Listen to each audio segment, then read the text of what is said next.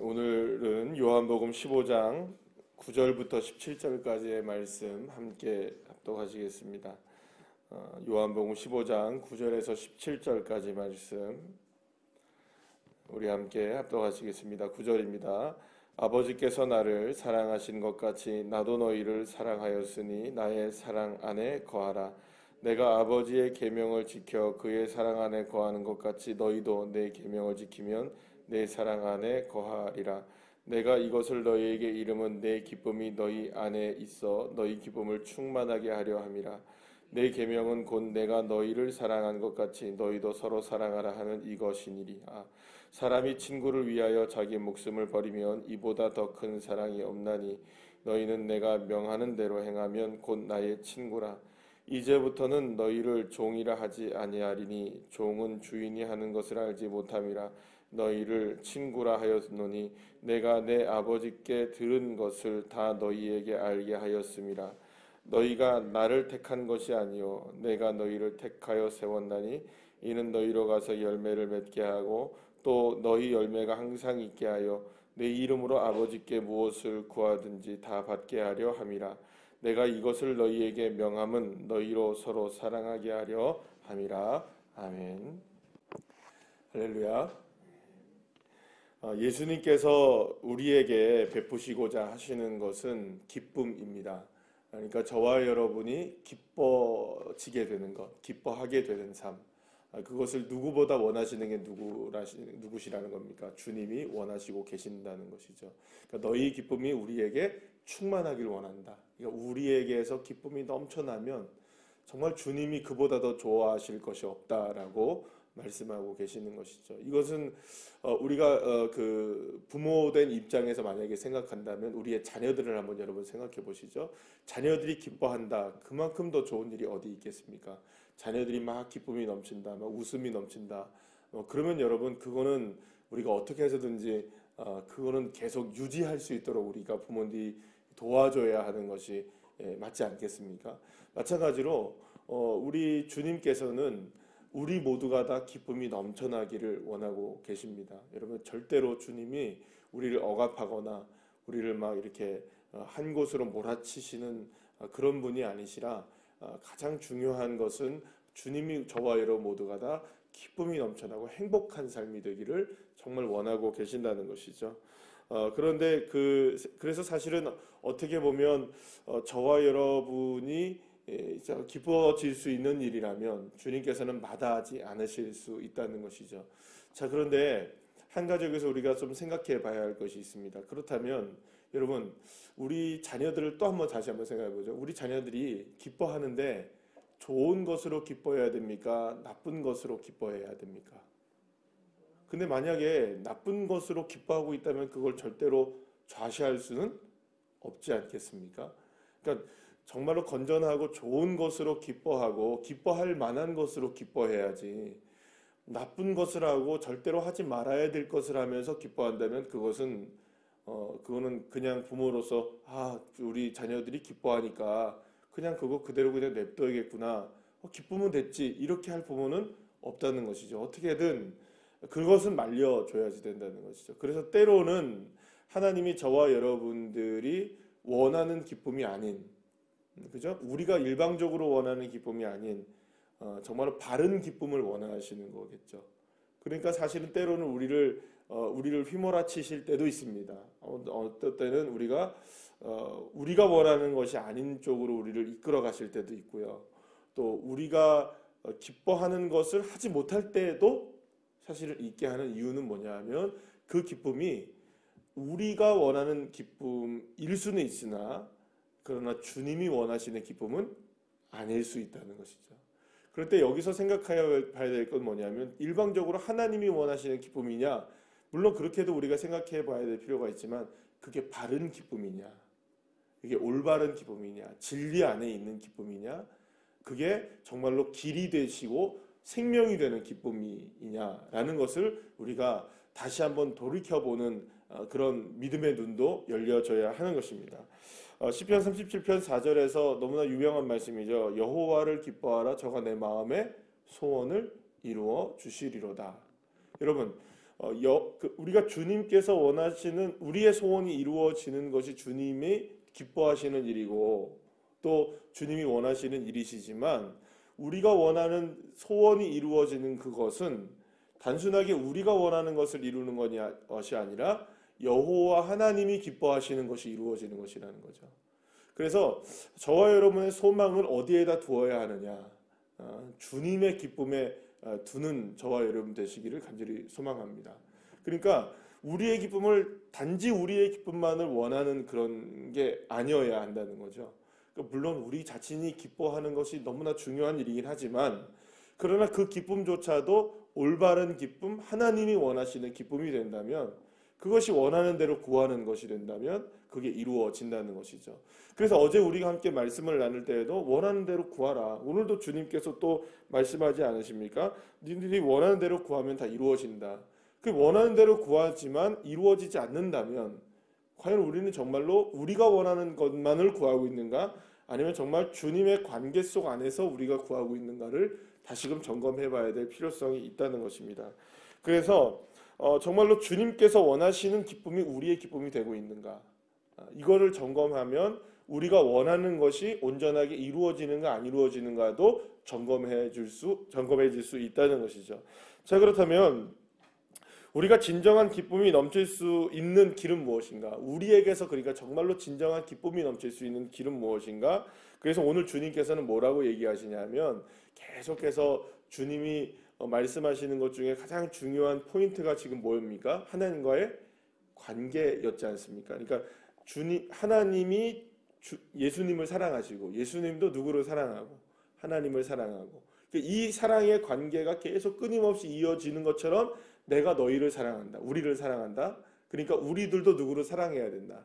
예수님을 사랑하고 하나님을 사랑하는 그 관계. 그러니까 단순하게 사랑합니다라는 그런 말로서의 사랑이 아니라 깊은 관계 속에서 이루어지는 사랑이 이루어져야 된다는 거죠. 그러니까 그 친밀한 교제가 온전하게 이루어지지 않으면 사실은 사랑이라고 말할 수가 없다는 것을 우리가 계속해서 지금 주님이 말씀해 주고 계십니다. 그러니까 서로 사랑하라고 말씀하시는데 이건 역시 누구를 어떻게 사랑한 것처럼 내가 너희를 사랑한 것 같이 너희가 나를 사랑하면 이로써 너희들이 참 제자가 되는 것이다 라고 주님이 말씀하시고 이제는 더 이상 그렇기 때문에 너희들이 종이 아니라 뭡니까?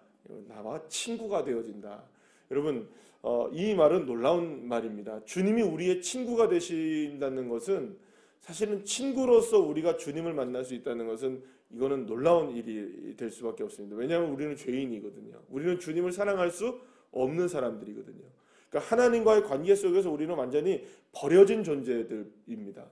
그런데 우리가 이제는 누가 되는 겁니까? 종이 아니라 친구가 될 수 있다는 것은 왜 친구가 되냐면 주님이 오늘 설명하시죠.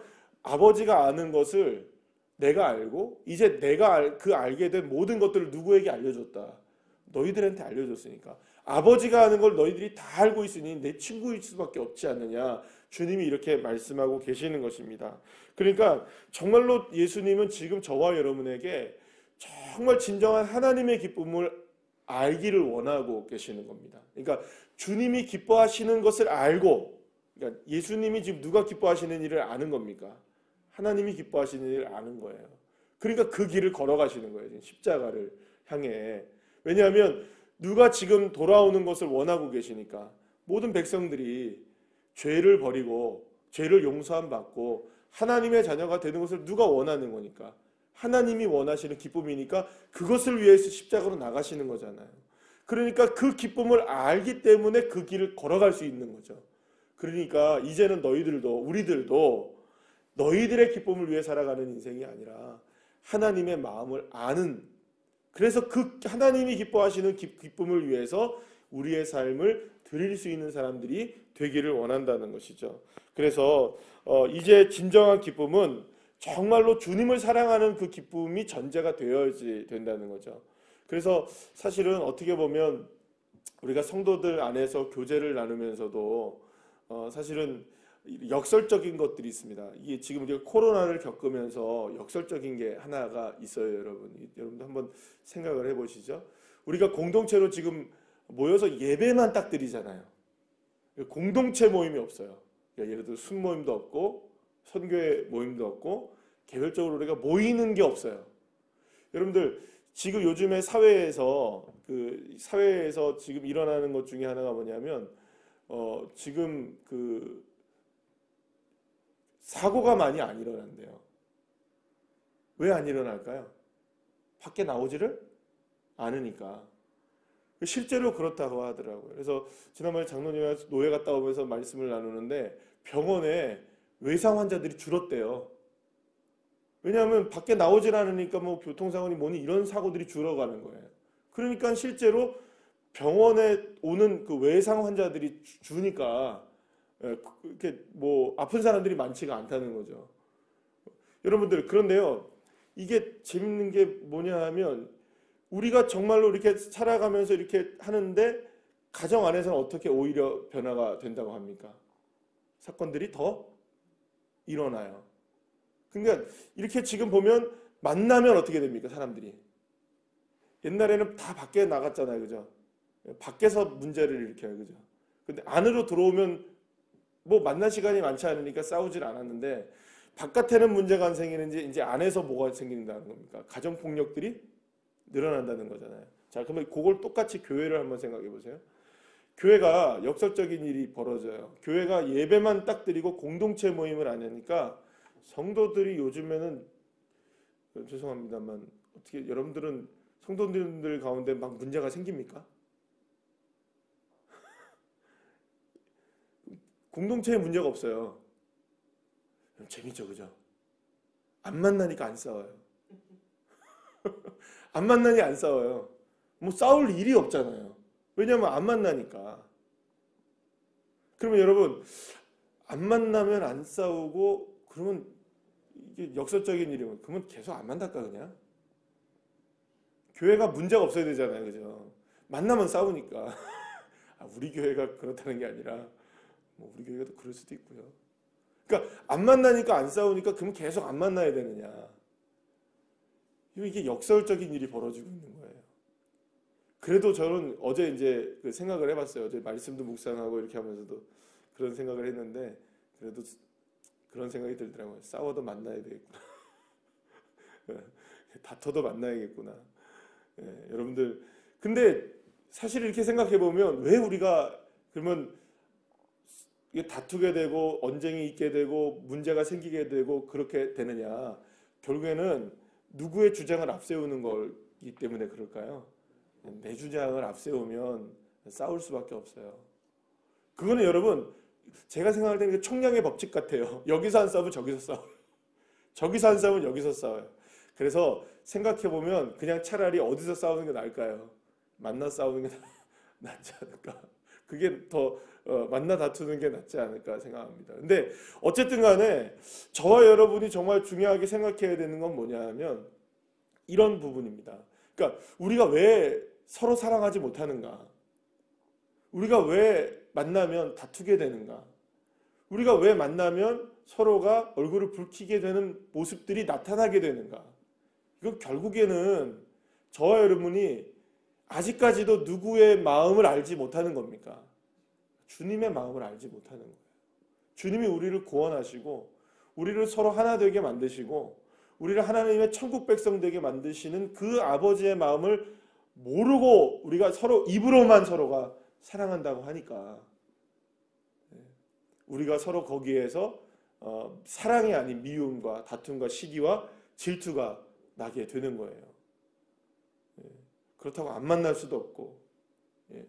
사랑하는 여러분, 저와 여러분의 눈이 오직 그 주님과의 친밀한 관계에 머물러 있음으로 인하여서 관계가 맺어지게 되기를 소망합니다. 그래서 사실은 저와 여러분의 관계도 우리가 모든 성도들 안의 관계도 시작이 다 누가 어디서부터 시작되어야 될까요? 예수 그리스도로부터 십자가로부터 시작을 날마다 하셔야 됩니다. 그래야 서로가 만나도 은혜로 만나는 겁니다. 그래서 우리 제자 훈련할 때 첫 과에서 우리가 배우는 거 다시 한번 기억해 보시죠. 뭘 배우시죠, 여러분? 내가 죄인입니다. 어떤 죄인입니까? 말할 수 없는 죄인입니다. 이 중에서 누가 제일 큰 죄인입니까? 제가 제일 큰 죄인입니다. 왜냐하면 가장 큰 죄인이라고 말하는 그 사람이 가장 큰 은혜를 받은 사람이기 때문에. 아멘이십니까? 그러니까 서로를 향해 뭐라고 이야기할 게 아무것도 없는 거예요. 여러분, 우리가 이 마스크를 왜 쓰고 다니나요? 우리가 내가 안 걸리기 위해서 마스크를 쓰죠. 그죠? 그러나 더 중요한 게 뭡니까? 내가 전파자가 되지 않기 위해서 안 쓰는 거예요. 쓰는 거예요. 그러면 그런 마음이 있으면 여러분, 우리가 힘들어도 어떻게 합니까? 남을 위해서 내가 쓴다고요. 근데 요즘에 제가 보니까 서울도 제가 월요일에 다녀오고 거리를 이렇게 보니까는 이제 좀 사회적 거리두기가 좀 완화됐다고 하니까 대번 마스크 안 쓰고 다니는 사람들이 많아졌어요. 나는 괜찮다는 거죠. 근데 아직까지는 우리가 어떤 마음을 갖고 있습니까? 누가 어디서 어떻게 될지 모르는 마음을 갖고 있으니까 나는 괜찮지만 내가 누군가에게 피해를 줄 수 있기 때문에 우리가 어려워도 힘들어도 더워져도 소물 시기가 힘들어도 뭐 하는 겁니까? 그 마음만 있으면 되는 거 아니겠어요? 그러니까 내가 누구를 위하는 겁니까? 다른 사람을 위하여. 그러니까 이 마음이 우리가 주님을 사랑하는, 주님이 우리에게 서로 사랑하는 마음이라고 주님 말씀하고 계시는 겁니다. 왜냐하면 내게 기준을 두지 말고 누구에게 기준을 두라는 겁니까? 타인에게 기준을 두고, 그리고 그 기준을 두는 그 마음은 결국에는 아버지 하나님이 마음이시라는 거죠.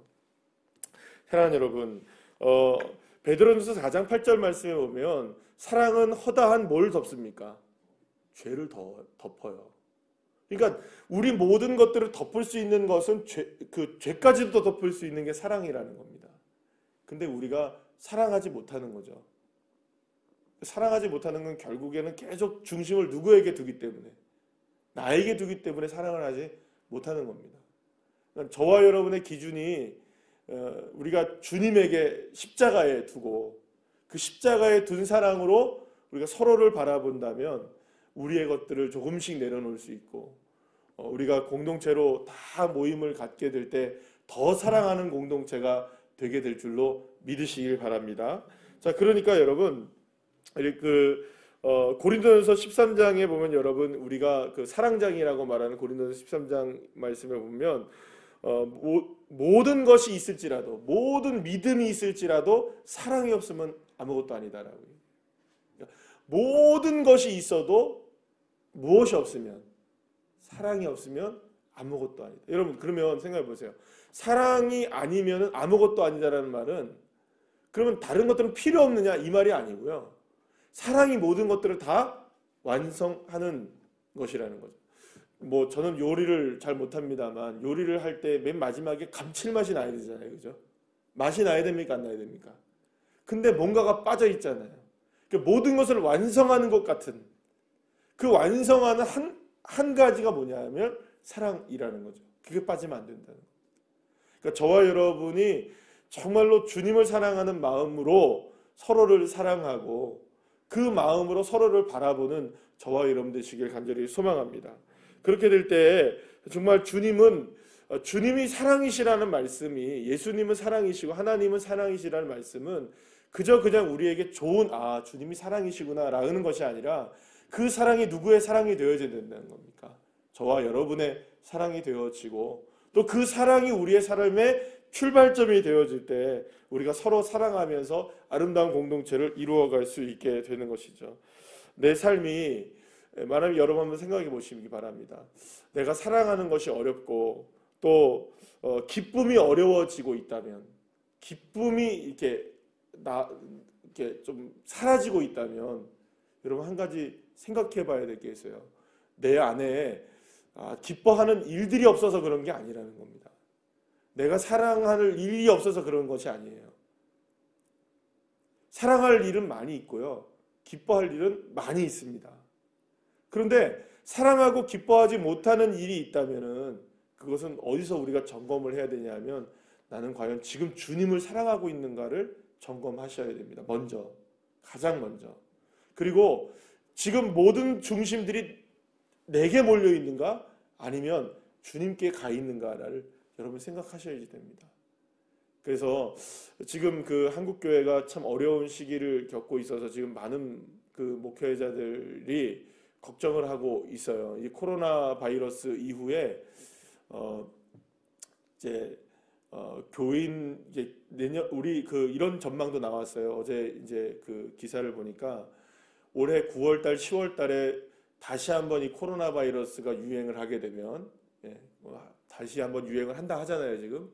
그래서 아직까지 치료제가 없기 때문에 계절로 와서 9월 달, 10월 달이 되면 다시금 이제 유행이 시작될 거라는 예상을 한다고 합니다. 그러면 어떤 전망치가 나왔냐면 한국 교회 15,000교회가 문을 닫는데요. 15,000교회. 여러분 15,000교회면 한 교단이 없어지는 교단 한 웬만한 우리 교단이 없어지는 거예요. 중소교단으로 치면 몇 수십 개가 없어지는 거예요, 여러분. 15,000개가 없어진다면 여러분 어마어마한 거거든요. 그러니까 울산에 있는 교회가 한 600여 교회 되거든요. 그러면 생각해 보세요. 울산의 교회들은 다 사라지고 만약 그렇게 된다면 여러분 제가 어제 그 기사를 보면서 아찔하더라고요. 아찔해요. 어제 밤에 와서 잠깐 기도를 하면서도 하나님 우리가 어떻게 해야 됩니까? 정말 우리가 지금 뭘 해야 합니까? 우리 교회는 뭘 해야 하고 우리 성도들은 뭘 해야 하고 나는 좀 뭘 해야 됩니까? 저는 그 기도가 절로 나오더라고요. 어제. 여러분 한번 생각해 보세요. 15,000교회가 문을 닫는데요. 그럼 지금 주님이 원하시는 게 뭘까요? 여러분? 그러니까 내가 원하는 거라고 치더라도 정말 하나님이 기뻐하시는 일은 뭘까? 그래서 지금 한국 교회가 위기 상황 가운데 이게 있는데 그래서 지금 그 예배 사실 여러분들 이제는 모든 게 다 달라질 수밖에 없지 않겠어요? 지금 자리부터 이렇잖아요, 그죠? 지금 그 자리부터 이렇게 지금 변화가 되어 있는데 이제는 뭔가 이렇게 또 전염병이 또 한 번만 탁 하면 자리가 언제든지 이렇게 변해야 돼요, 그죠? 예전처럼 자리를 만들 수 있을까? 그것도 쉽지 않을 수도 있어요, 여러분. 그러니까 모든 게 다 달라질 수밖에 없는 상황 속에서 주님이 우리에게 기쁨을 주시길 원하신다. 이게 너무 멀리 보일 수 있다는 거죠. 그러면 이제는 우리의 기쁨이 아닌 누구의 기쁨을 바라볼 때가 된 겁니까? 정말 주님이 원하시는 기쁨이 뭔가를 바라보며 거기에 우리의 마음을 두면 여러분 눈이 열려지고 성도들을 바라볼 때에도 참고 인내가 되어지고 감사가 되어지고 사랑할 수 있게 되어집니다. 여러분 그러니 저와 여러분의 눈이 변화되기를 간절히 소망합니다. 우리에게 나에게 기쁨이 없다, 내게 사랑이 없다, 거기에서 문제를 왜 나는 기쁨이 없을까, 나는 왜 사랑이 없을까를 여러분들이 생각하신다면 사랑이 없고 기쁨이 없기 때문이 아니라 저와 여러분의 눈이 주님을 향해 있지 않기 때문이라는 걸 기억하시고 다시금 우리의 눈과 귀와 마음이 모두가 다 주님을 사랑하는 마음으로 다시금 시작할 수 있는 저와 여러분 되시기를 간절히 소망합니다. 기도하시겠습니다.